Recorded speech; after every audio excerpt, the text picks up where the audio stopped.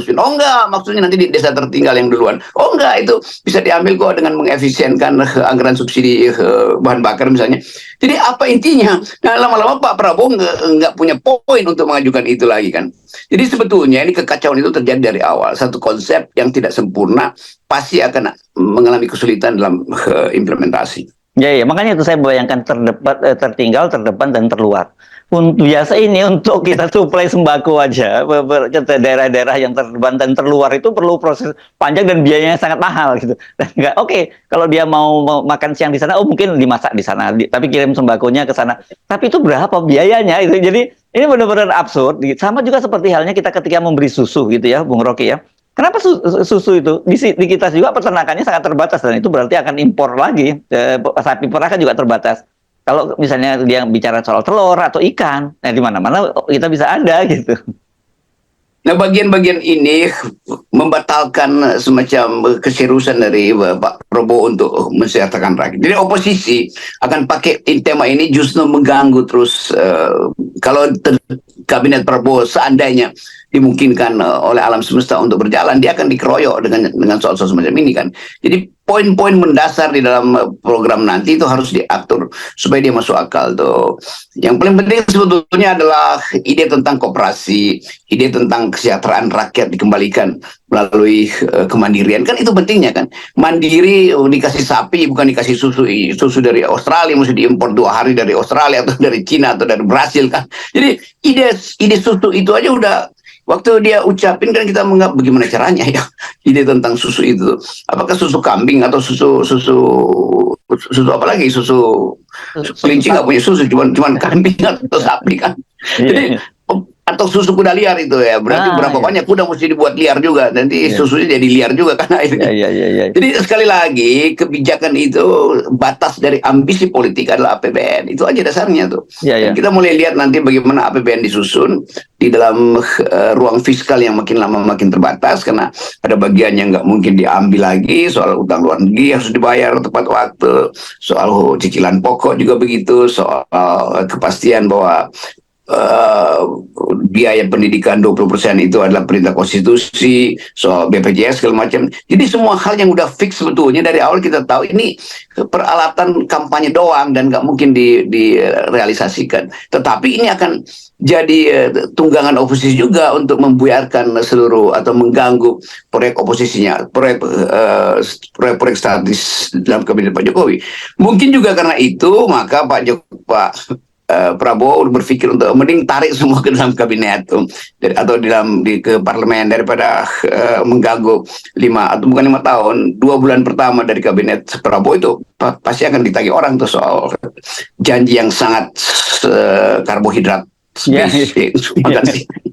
Makanya dan sebelum lagi soal susu ini banyak juga loh orang yang alergi susu ya. Tapi saya bayangkan begini, sekarang begitu Pak, katakanlah sekarang merasa bahwa Pak Jokowi mulai aman nih, berarti proyek IKN-nya ini akan aman karena minimal setidaknya 5 tahun yang akan datang dia akan dijagain. Kalau tuh ada 4 kali lipat akan dijagain dan dia aman.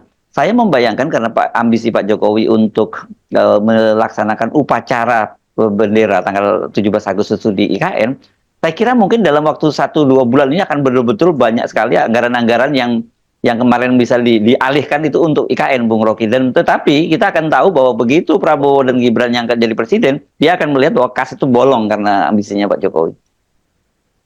Ini bahaya nih, menuju Agustus nanti sebelum Jokowi lengser di Oktober. Itu kan tricky banget itu, soal janji IKN, soal pemangkasan anggaran tuh.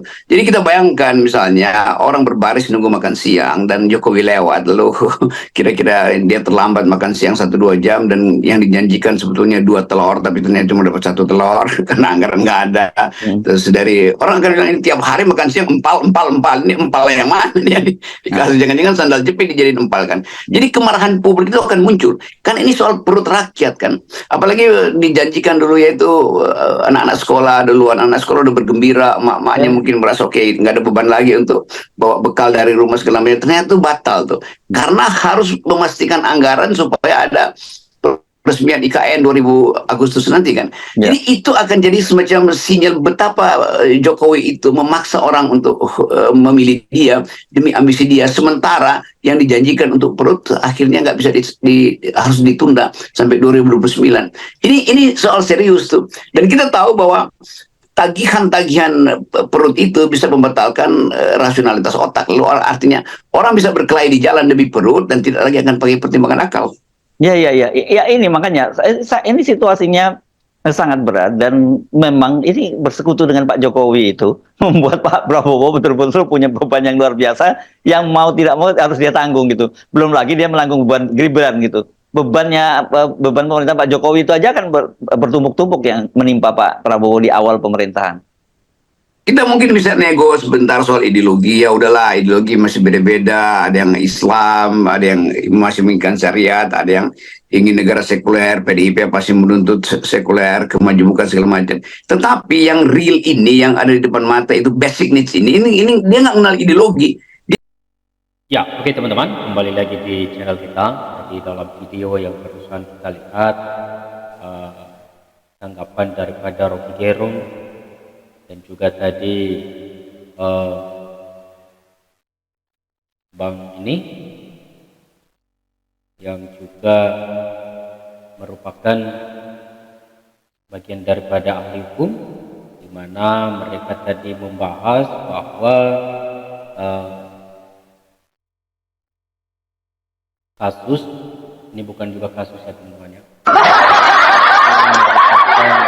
tanggapan daripada seorang ahli filsafat ketika Prabowo atau Wapres Gibran kemarin waktu mencalonkan diri memberikan slogan atau berupa janji kepada masyarakat, yaitu tentang makan gratis ini. Nah, itu sudah benar daripada tanggapan Rocky Gerung ini, yang dimana sekarang, dan saya lihat teman-teman, tidak semua masyarakat atau sekolah-sekolah, apalagi di pendalaman desa-desa yang tidak bisa dikunjungi sama sekali, mana ada nyampe ke situ, nyampenya cuma di pemimpin daerahnya saja, disitulah dia berhenti. Nah, nanti diomongin atau sampai di pusat, ya sudah sampai mana ada sampai ya teman, padahal itu sudah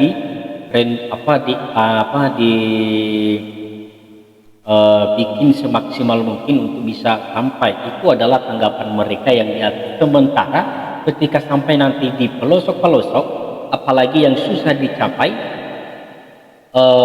misalnya sekolah atau apalagi daerah-daerah yang terpencil, sangat susah ketika kita atau atasan tidak memperhatikan, apalagi kalau kepala daerahnya misalnya ya haus akan kekuasaan, haus akan duit, dan juga bermacam-macam lah ya teman-teman. Dia hanya menyampaikan yang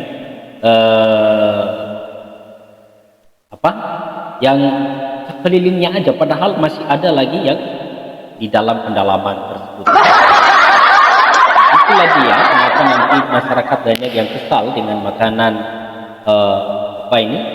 makanan gratis ini atau MBG. Nah, di sini sudah ada beberapa tanggapan. Mari kita baca tanggapan daripada seorang ahli filsafat atau ahli politik, yaitu Rocky Gerung. Rocky Gerung memberikan tanggapan yang sangat kritis terhadap program makan siang gratis. Ini disebut makan bergizi gratis atau MBG, menyebutnya sebagai kebijakan yang memiliki berbagai kelemahan fundamental. Poin pertama, potensi korupsi mengubah gizi menjadi racun. Rocky Gerung mengkhawatirkan besarnya anggaran MBG sebesar 71 triliun pada tahun 2025 lalu. Nah, membuka celah korupsi yang masif. Ia menyebut bahwa rantai korupsi dapat menurunkan kualitas makanan hingga berisiko menjadi racun bagi kesehatan anak-anak. Nah, ternyata ungkapan daripada Rocky Gerung ini luar biasa sekali di 1 tahun yang lalu, dan sudah benar terjadi teman-teman. Sekarang MBG ini banyak yang banyak anak-anak yang keracunan gara-gara MBG ini. Kita tidak tahu apa penyebab, apakah yang disalahkan makanannya atau orangnya, atau yang juga membuat makanan yang kita tidak tahu. Kenapa sekarang banyak anak-anak yang mengalami keracunan ketika memakan daripada MBG ini. Ternyata omongan daripada Rocky Gerung ini sangat luar biasa sekali. Dia sudah menebak sebelum ini kemarin ini menjadi daripada kenyataan. Nah, kita bisa lihat bahwa seorang ahli politik ini luar biasa sekali dapat menebak lah ya ke depannya seperti apa yang terjadi ketika nanti mereka melakukan ini, ketika mereka memberikan makanan ini kepada anak-anak, dan sudah banyak yang terjadi sekarang teman-teman, banyak anak-anak yang keracunan gara-gara MBG. Kita tidak tahu apa penyebab, apakah masalah yang membuat makanannya atau yang juga emang orangnya yang nggak kita tidak tahu ya teman. Yang penting sekarang kita banyak mendengar di medsos atau di media terlihat bahwa banyak anak-anak yang keracunan. Kritik salah sasaran, menurutnya program ini seharusnya difokuskan pada ibu hamil untuk memastikan nutrisi dan sejak dalam kandungan demi meningkatkan kecerdasan bangsa secara jangka panjang, bukan hanya anak-anak sekolah dasar. Masalah logistik dan anggaran. Rocky menilai rencana distribusi di daerah terluar, terdepan, dan tertinggal atau 3T bersifat serang pangan karena biaya logistik yang sangat mahal dan medan yang sulit. Ia juga menyoroti pemangkasan anggaran per porsi yang dianggap membuktikan adanya masalah pada kesehatan APBN. Pengawasan ahli, ia menegaskan bahwa makanan untuk anak seharusnya diawasi langsung oleh dokter, bukan sekedar tukang masak, untuk menjamin standar gizi dan keberhasilan yang ketat. Kontrak dengan kesejahteraan guru. Rocky sering mengontrakkan besarnya dana program ini dengan nasib guru yang masih memperhatikan, menganggapnya sebagai kebijakan populis demi citra politik semata. Nah, teman-teman, ternyata tidak pernah meleset lah ya apa yang sudah dikatakan daripada seorang ahli filsafat ini, yaitu Rocky Gerung. Luar biasa sekali teman-teman. Nah teman-teman, demikian saja pembahasan kita, dan jangan lupa terus salam NKRI harga mati.